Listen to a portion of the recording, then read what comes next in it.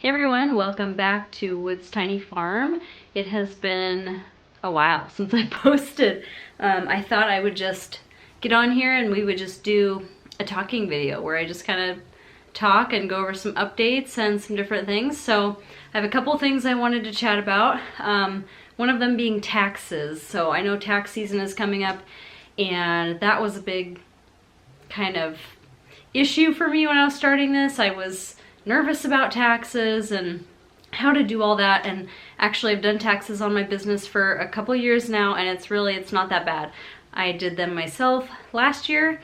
It turned out really easy because we had previously filed through H&R Block, and when I log in, like, all of my stuff was saved. So like the company name was saved and everything was already saved in there. So I basically just had to input like my expenses and my mileage and my earnings, and so it was really a lot easier, and we saved hundreds in tax prep because I think the year before we had spent like $700 to have our taxes done, and that was for two businesses because my husband has a photography business too. So yeah, I did not want to spend that much on taxes, so we saved a lot. I think last year I ended up spending, I think it was a little over $200 for the tax prep online and just doing it myself, which was a huge savings. So I highly recommend that. If you can do your own taxes and be comfortable and you know what you're doing, then that is the way to go. Another thing I want to mention with taxes is do not forget your mileage. So every time you go to deliver, you count that mileage. And I know exactly how many miles it is to the store and back, and so I just figure it out at the end of the year, how many times I delivered, and I do the math, and it's super simple. But if I were to, run up to Missoula, which is 45 minutes away, if I were to run up there for something for my business, I can write off all that mileage. And I think last year it was 65 cents per mile that you can write off. So it adds up to a substantial amount over the year. Another thing I highly recommend for tax season is that if during the year you've kept accurate records, it's going to be a whole lot easier. So keep track of everything, whether it be on a spreadsheet, that you have printed out, and you just write down your expenses. That's actually what I do. I don't keep track of it electronically. I used to, but then I just found it easier to just have a sheet with some of my paperwork. And every time I buy something, I write it down. Every time I get a payment, I write it down, because it's just like my checking account register. So every single charge goes in there, and every single deposit that I get from the grocery store I sell to is in there too. So come at the end of the year, all I have to do is look at that sheet and tally up certain things, and boom, it's done. Okay, on to another topic. So I have joined a group online and I'm not going to go into too much detail about it right now, but in this group, they challenge you to write a book in 7 days and release it on Amazon. And so I did this 7-day book writing challenge. They say do it with a topic that you know you can write about. And so why not microgreens, I thought, because I get so many questions from you guys. And so anyways, I wrote a book, but it's not very long. It's like 20 some pages long. I go kind of over the steps I took in starting my business and how I got clients and who I approached, and it doesn't go super deep into a lot of these things, but I kind of give you the roadmap that I followed. And so I kind of wanted to get it just all out on paper. Anyways, if you are interested in that, it is totally free on Kindle Unlimited if you have that. If you buy the digital version, if you don't have Kindle Unlimited, then I believe it costs $2.99 for the digital version, and then you can buy a print book, which is like, I think I put it at like $8.99. I personally don't buy the print book. It's not like a super professional book, guys. I am not an author. I just literally typed this out within a couple days and got it out there. So if you're interested in that at all, I will link it below. Yeah, definitely if you have Kindle Unlimited, it's totally free. So go check it out. And yeah, so that's just, it was kind of my roadmap. There's so many questions that I get from you guys that I want to address. And I just had another question recently about how I got clients. So I guess that is in the book as well, but I will just go over it right now. So I do go over different routes of selling. So, you know, you can sell to grocery stores, you can sell at farmers markets, you can sell to restaurants, you can sell through a distributor. I have only sold at farmers markets and to a grocery store. And so I have decided that I didn't want to scale my business any higher than it already is. I could scale it up, but it's not really what I want. Growing microgreens is kind of a ball and chain business. Like, it holds you down. If you want to go somewhere for the weekend, you can't unless you have backup, unless you have someone to come and water your microgreens, check your microgreens. You can't go. And if you wanted to leave during like your harvest time, you know, it's just super stressful for me to think about having to train someone and them not doing it right. And, you know, I'm kind of like, I could be a micromanager. So anyways, you have to be home like every single day with this business. And I just didn't want to add more clients on and just kind of dig myself deeper. So I'm super comfortable with the client I have right now. It's one grocery store. It's one of our biggest grocery stores in town. It's nice because I literally, like, they don't order a specific amount each week. They've given me full control over all of that. So if I see that sales have been slower, I can give them less. If I see that the demand is higher, I can produce more. So basically what I do is I just grow a certain number of trays per week and I cut, and whatever I get from those trays, I take down there. Now, I did just increase my sunflower and my pea because I realized that those two, the speckled pea and the black oil sunflower, I did notice that they were selling out and I would get there and it would be empty. So you kind of have to just eyeball what's going on and make the decision yourself. But I've been lucky to have this client and it's so nice. Like, I take my stuff in, I walk in the back door, I stock the shelves by myself, I throw the invoice in a bin and I leave. Like, I'm not gonna lie, it's been nice. And a lot of people probably won't get a client like that.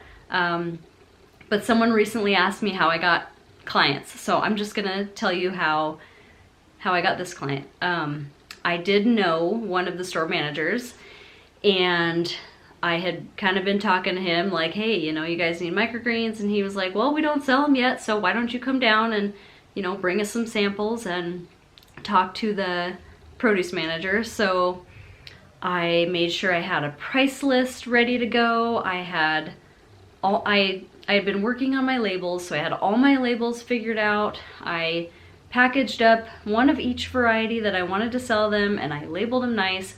And I did not have barcodes yet. I hadn't invested in the barcodes yet because I didn't want to unless I knew I had a client.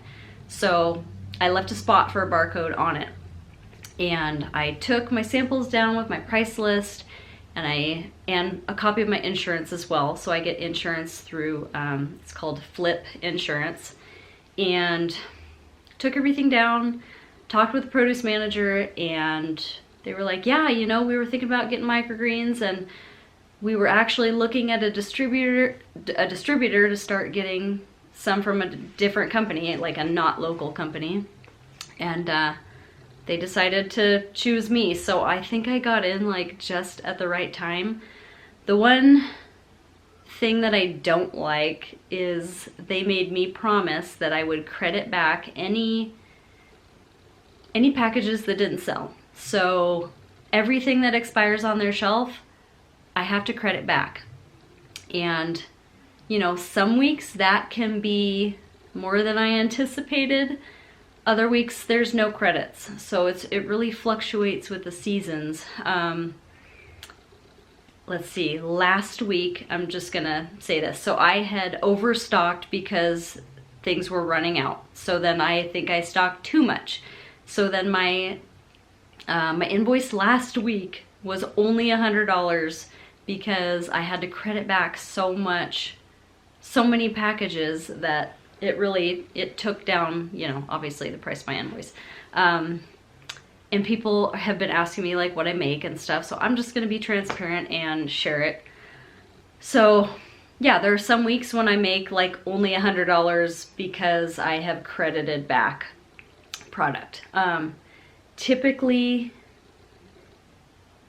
the range I'm looking at weekly is between 175 and 230 per week with this one client. You know, it's not a full-time living for me. Like, our household does not run on this income. It is a decent chunk that we get. And you know, if I scaled my business up, it could be a full-time income.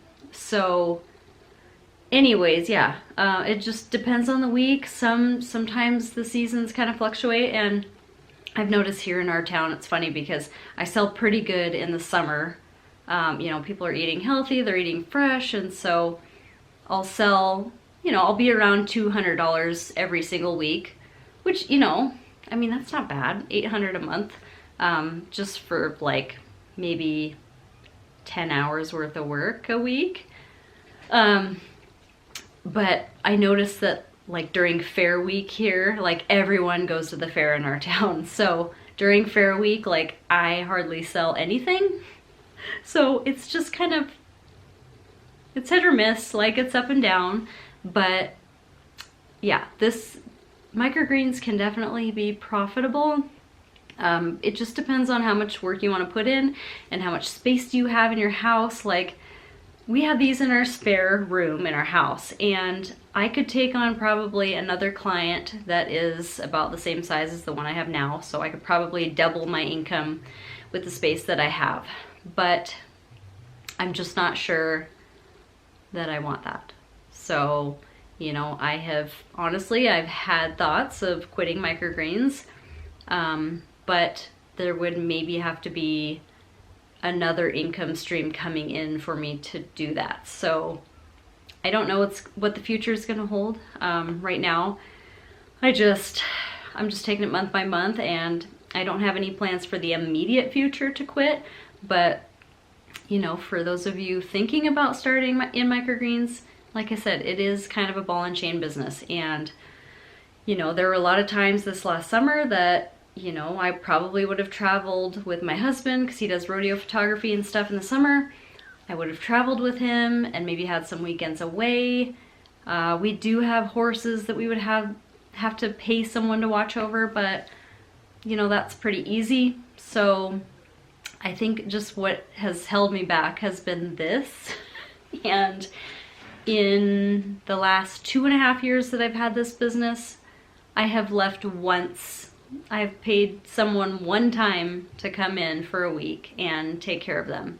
And it was stressful, you know, because when you train someone in 5 minutes, like they do what you tell them to do, but then there's also things that once you start growing, you know, you could be like, oh, I know there's something wrong with this tray. I know what it is. Like, it doesn't, you know, I need to cut back on the water, whatever the case may be. Like, you can't train someone in 5 minutes. They have to kind of do it and learn the signs. And so anyways, for me to leave this is kind of hard. And yeah, that's kind of the reality of microgreens.